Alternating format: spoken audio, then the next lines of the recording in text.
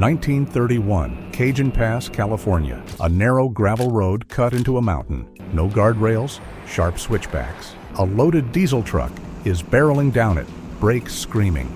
Behind the wheel, Clessie Cummins. He grabs the gear shift. Too late, he hits the brakes. Pedal goes soft. Brakes cooked and waiting at the bottom of the mountain. A freight train crossing the road. He can't stop. He can only aim and hope. The caboose clears him by inches. But here's the twist nobody tells you. That near-death night didn't just scare Clessie Cummins. It planted an idea so strange, his own company refused to build it. 25 years later, it became one of trucking's most important safety inventions, still riding on almost every big rig today, and almost nobody knows the wreck that invented it, the diesel believer. To understand why Clessie Cummins spent his whole life chasing this idea, you've got to understand who he was first. Cummins wasn't some Detroit-educated engineer with a fancy degree. He was a self-taught tinkerer from Indiana, born in the 1880s, who fell in love with engines before most Americans had even seen a car.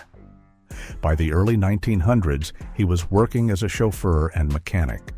And along the way, he crossed paths with a wealthy Indiana businessman named W.G. Irwin, who saw something special in this kid who could fix anything with a wrench and a stubborn streak.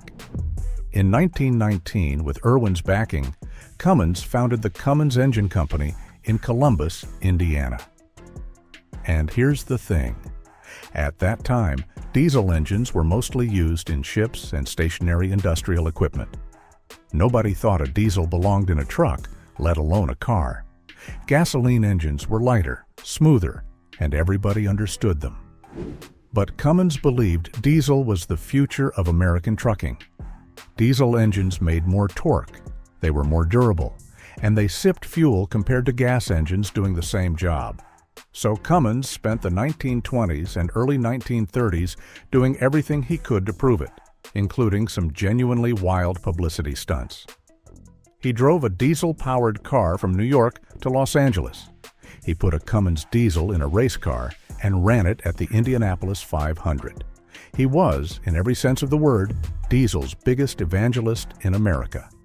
And that promotional drive we just described, the one that nearly killed him on Cajon Pass, that wasn't some random road trip. Cummins and his crew were literally hauling a diesel-powered Indy race car across the country, trying to convince a skeptical public that diesel power was reliable, tough, and ready for the road. For 4 days, everything went perfectly. Then came the fifth night. Then came the mountain. The night that changed everything. Let's slow down and really sit inside this moment, because it matters. Cajon Pass is a brutal piece of road. Even today, with modern pavement and guardrails, it's a serious mountain descent.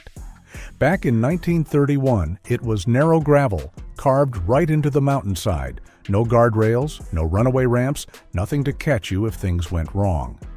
Cummins came into that descent in too high a gear.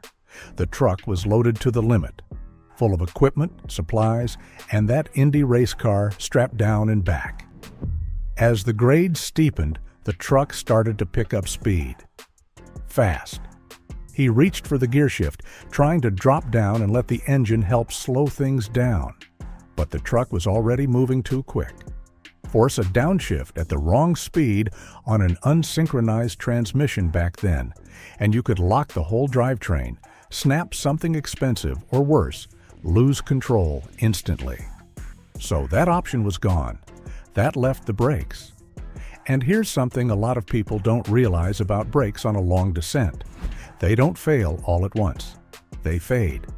Every time you press that pedal, the drums heat up a little more. Push them past a certain temperature, and the friction material starts losing its grip. Gradually, quietly, without any warning light or alarm. By the time you notice the pedal feels soft, you're already in trouble. That's exactly what happened to Cummins. Pedal after pedal, the truck kept accelerating instead of slowing. The cab filled with the smell of hot brake lining. And around that final curve, at the bottom of the grade, sat a set of railroad tracks, with a freight train rolling straight through the crossing. There was no room to stop, no room to swerve. Cummins held on and rode it out. The caboose cleared the crossing with inches to spare, and the truck finally rolled to a stop on the other side. He survived. But by his own account, that moment never left him.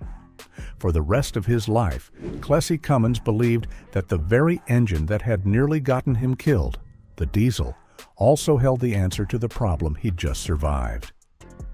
He just had no idea yet what that answer would look like. An industry with no solution. Here's the thing. Cummins wasn't the only one having close calls like this. Not even close.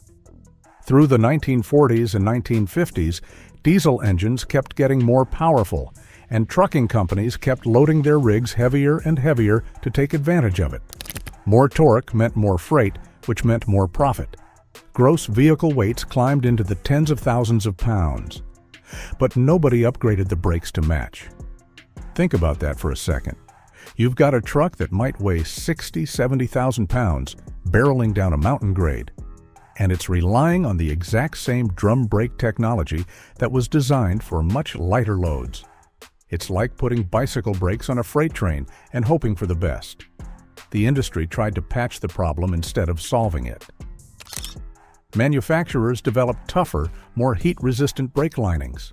Fleet operators trained drivers to use short, controlled brake taps instead of holding the pedal down, giving the drums a chance to cool between applications.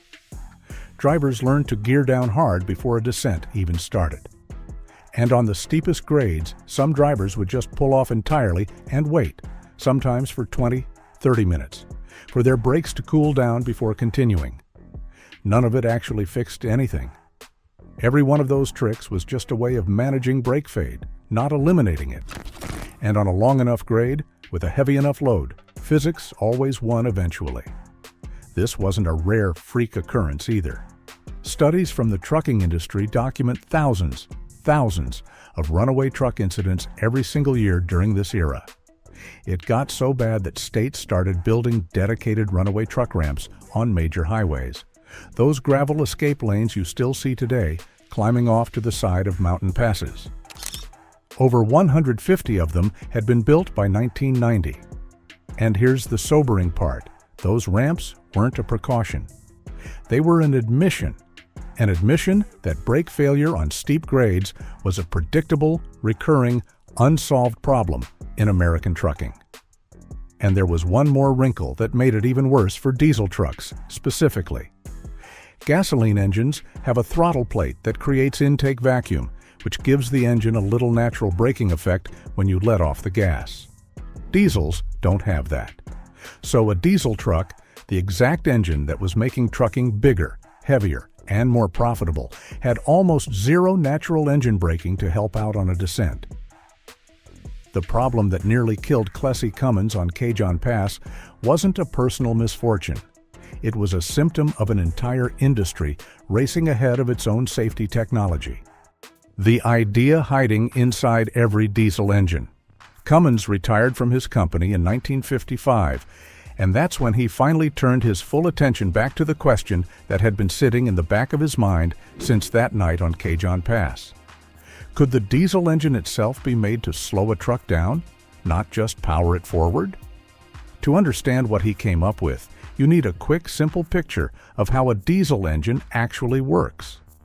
On the compression stroke, the piston rises up and squeezes the air in the cylinder incredibly tight. Compression ratios on a diesel run somewhere around 17:1, sometimes over 20:1. That's a massive amount of energy getting packed into that compressed air. Normally, right near the top of that stroke, fuel gets injected. The heat from all that compression ignites it, and boom, the piston gets driven back down with tremendous force. The engine spends energy compressing the air and then gets that energy back and then some when combustion fires. Here's the insight Cummins landed on. What if you released that compressed air before it ever got the chance to ignite? What if, right at the very top of the stroke, you popped the exhaust valve open for just a split second, just long enough to vent all that compressed air out before it could push the piston back down? Think about what that does. The engine still does all the work of compressing that air on every single stroke. But instead of getting that energy back through combustion, it just vents it straight out the exhaust. Every cylinder on every compression stroke becomes a tiny energy sink instead of an energy source. Multiply that effect across 6 cylinders firing in sequence, and you've got a sustained braking force. No friction, no heat buildup in the brakes, and it can be held for as long as the descent requires. It's almost stupidly simple when you say it out loud. You're not adding a single new part to slow the truck down. You're just tricking the engine for a fraction of a second at exactly the right moment into forgetting how to make power. Cummins patented the idea in the mid-1950s.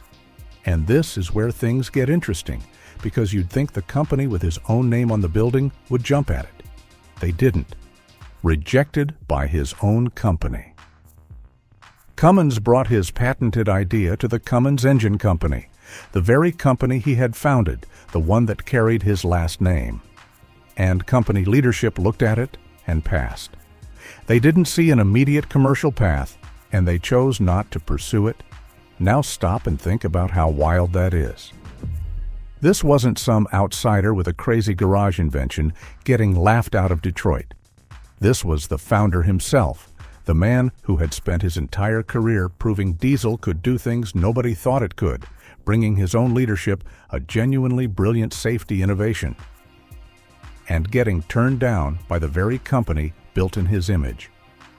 If you're enjoying this story so far, this is a great moment to hit that like button. Drop a comment telling me what you'd have done in Cummins' position, and make sure you're subscribed with the notification bell on. Because trust me, the way this story turns around is worth sticking around for. Cummins didn't quit. He took the idea elsewhere to a Connecticut-based company called Jacobs Manufacturing, a company with deep experience building engine components. In April of 1960, they formed a new division together, the Clessie Cummins division of Jacobs, to actually turn this concept into a real, buildable product. Officially, they called it the Jacobs engine brake. But truckers, being truckers, immediately shortened it to something catchier. They called it the Jake brake. And that nickname stuck so hard, it's still what everybody calls it today. Even people who've never heard the name Jacobs Manufacturing in their life. Building the impossible. Here's where the engineering gets genuinely clever, because the challenge wasn't just having the idea. It was figuring out how to make it work on real existing production engines without redesigning them from scratch. Jacobs's engineers came up with a system that used the engine's own oil pressure to do the work. Picture a housing mounted right above the rocker arms, containing a set of master and slave pistons. When the driver flips a switch in the cab, a solenoid valve opens up and lets pressurized engine oil flow into that housing. Then, as the injector rocker arm rises on its cam lobe during normal operation, it pushes down on that master piston, trapping the oil and building up hydraulic pressure. That pressure gets transferred over to a slave piston, which pops the exhaust valve open for just a moment, right at the top of the compression stroke, before the compressed air ever gets the chance to shove the piston back down. The compressed charge escapes out the exhaust. The energy just disappears, and the piston comes back down with nothing driving it. In real time, while the truck is moving, the engine gets converted from a power source into a braking device. No extra fuel, no extra parts bolted to the wheels. Just a split-second trick of timing, happening hundreds of times a minute. The first production units shipped in 1961 for Cummins NH series engines. And it worked so well, it quickly got adapted for Detroit diesel engines, then Caterpillar, then Mack, spreading across the entire American trucking industry in a matter of years. And here's the kicker on why it works so well specifically on diesels. Remember those sky-high compression ratios we talked about earlier? 17:1, 20:1? A gasoline engine only compresses around 9:1 to 12:1. More compression means more pressure at the top of the stroke, which means more energy available to dump when you release it. Diesel engines, the exact engines causing the runaway truck crisis in the first place, turned out to be perfectly suited to solving it. On a fully loaded truck coming down a long mountain grade, a properly working Jake brake could hold that truck at a steady speed without the driver touching the service brakes at all. Later versions even let drivers select different braking levels by activating different numbers of cylinders, matching the braking force to how steep the grade actually was. What changed for drivers and the sound nobody saw coming? Ask any long-haul trucker who drove before and after the Jake brake became common, and they'll tell you it changed everything. Before this invention, descending a steep grade in a loaded truck was a constant exercise in fear. A running calculation, how much brake pressure, how long to hold it, when to let off so the drums could cool, whether the grade up ahead got steeper or eased off. Drivers who ran mountain routes regularly talk about the Jake brake as absolutely transformative. For the first time, they could hit the switch at the top of a grade, pick their braking level, and ride the whole descent with their foot completely off the pedal, feeling the engine hold the truck back with steady, controllable resistance that didn't fade no matter how long the grade ran. That's not a small thing. That's the difference between white-knuckling a mountain descent and actually trusting your equipment. Brake lining wear dropped dramatically on trucks equipped with it, which meant lower maintenance costs and fewer roadside breakdowns for fleet operators too. In 1992, the American Society of Mechanical Engineers officially recognized the Jacobs engine brake as a historic mechanical engineering landmark, putting Clessie Cummins' rejected idea in the same category of recognition as some of the most important machines ever built in America. But there was one thing nobody fully saw coming: the sound. When a Jake brake fires, it's rapidly popping open exhaust valves across multiple cylinders, releasing compressed air hundreds of times a minute. On a big inline-six diesel running at highway speed, that creates a distinctive staccato clatter, a sound that carries for a long distance, especially on trucks with straight exhaust stacks instead of mufflers. Out on the open highway, it just blends into the background of trucking. But rolling through a small town at 2 in the morning, coming down a grade through a residential neighborhood? It's a whole different story. That's exactly why you've probably seen those signs, no engine brake or no Jake brake, posted on roads all over the country, usually with a fine amount underneath. Communities pushed back on the noise. Drivers and safety advocates pushed back on the idea of asking truckers to rely on friction brakes in exactly the situations where friction brakes fail the worst. That argument never fully got resolved. And honestly, it's still going on today, every time you drive past one of those signs. So let's go back to that night on Cajon Pass. A young Clessie Cummins, hands shaking, brakes cooked, a freight train clearing the tracks by inches. In that terrifying moment, nobody would have guessed that the exact machine trying to kill him, the diesel engine under his own feet, was hiding the answer inside itself the whole time. It took Cummins nearly 25 years to turn that near-death experience into a working solution. It took his own company saying no. It took partnering with an outside manufacturer just to get it built. And in the end, it took less than 2 decades for that weird idea, popping open an exhaust valve at exactly the right split second, to become standard equipment on nearly every heavy truck built in North America.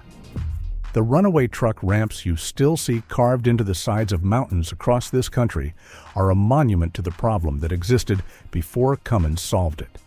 And every time you hear that unmistakable clatter of a Jake brake echoing down a mountain grade today, you're hearing the sound of an idea that Detroit's biggest names once dismissed. An idea born out of one man's worst night on the road that ended up saving countless others from ever having to live through a night like it. Clessie Cummins didn't outsmart Detroit with more horsepower, or a slicker design, or a bigger factory.